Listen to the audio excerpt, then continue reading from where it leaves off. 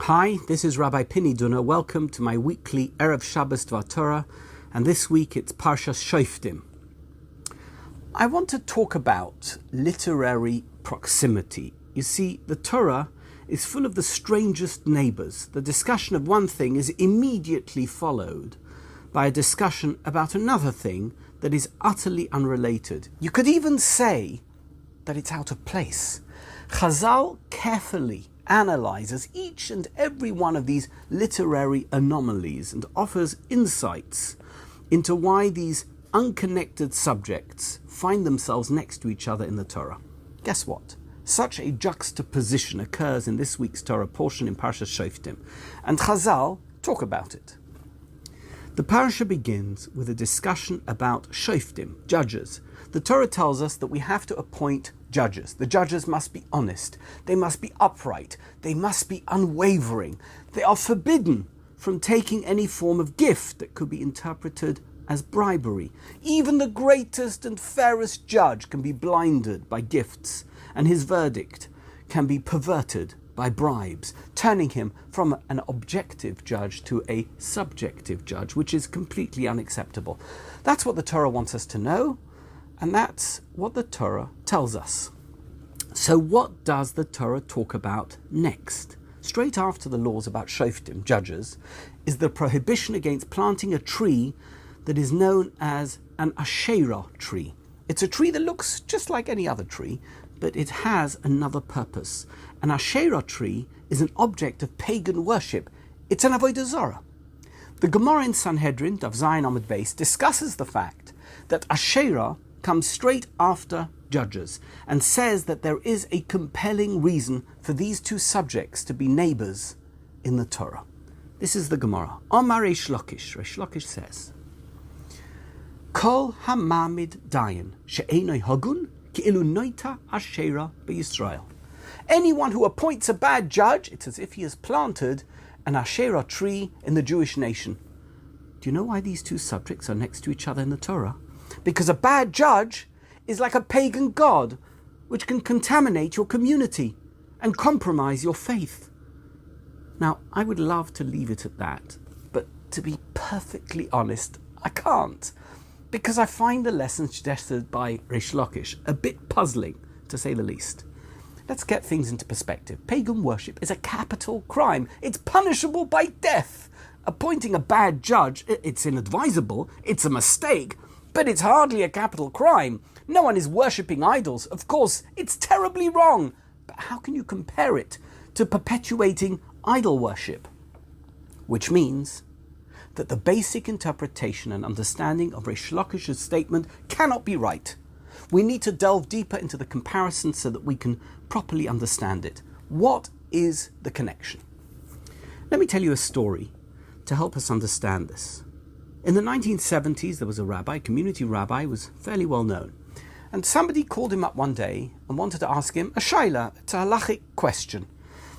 There was an outfit of smugglers from Israel. They were Orthodox Jews who were smuggling diamonds in the boxes of the tefillin, because tefillin boxes are totally closed, they're sewn up, and their owners are, of course, perceived as being religious Jews who are completely beyond reproach. So the customs officers don't suspect them. The smuggling operation went on for quite some time and was apparently very successful, but the honeymoon didn't last forever. It never does. Inevitably, the authorities found out about it, and I don't know how it came to light, but it did. What I do know is that this rabbi got a phone call about the smugglers. Listen carefully. The tragic part of the story was that often the smugglers would send the diamond tefillin with unsuspecting mules. They would tell them that they wanted to send tefillin to relatives in the UK or the United States and ask them if they could take the tefillin there.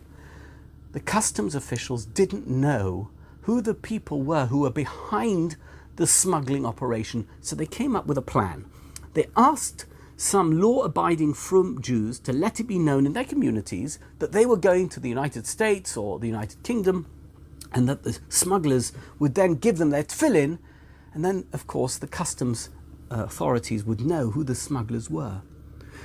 One of the people who was approached by the customs authorities to do this was not sure he was allowed to do it according to the halacha.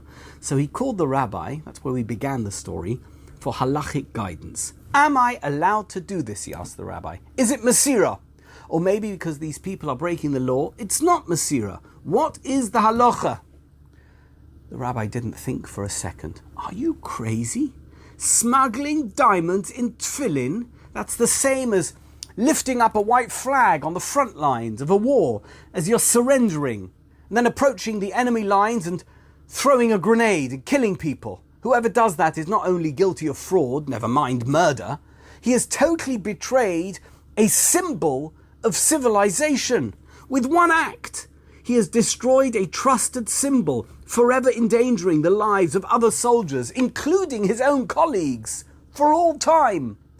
These smugglers, by taking a sacred religious artifact and using it as a vehicle for a crime, they have destroyed any respect for this item forever. It's worse than the crime of smuggling. Reb Chaim Soloveitchik explains that the comparison of the asheira to a corrupt judge is simple. It's exactly on these lines. An asheira is very deceiving. It looks beautiful. It is a luscious green tree, but there is someone who has turned this beauty into a vehicle for God denial and heresy.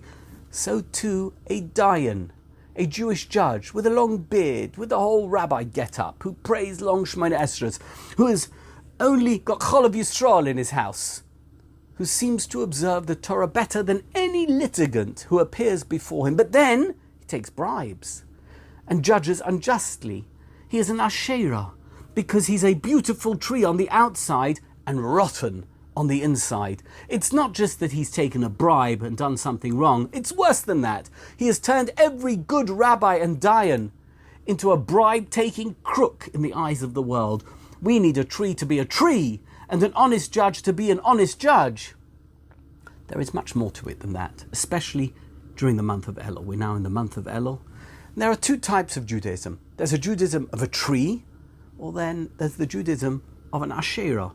Is the mitzvah that you do a mitzvah, or does it only have the appearance of being a mitzvah? Do you want to look like you're serving God, or do you really want to serve God? During Elul, this should be our primary focus. Rabbi Dunner says that the first step in repentance is recognizing that our heart has not been in the right place. We must correct it. Don't be a Jew for others, for appearance. Don't be an asheira that just looks good. Be a beautiful tree, an honest judge, a real pair of tefillin, inside like outside and outside like inside. Thank you so much for watching. Wishing you Shabbat Shalom and of course Ksiva v'chasima tova. Good Shabbos, good Shabbos.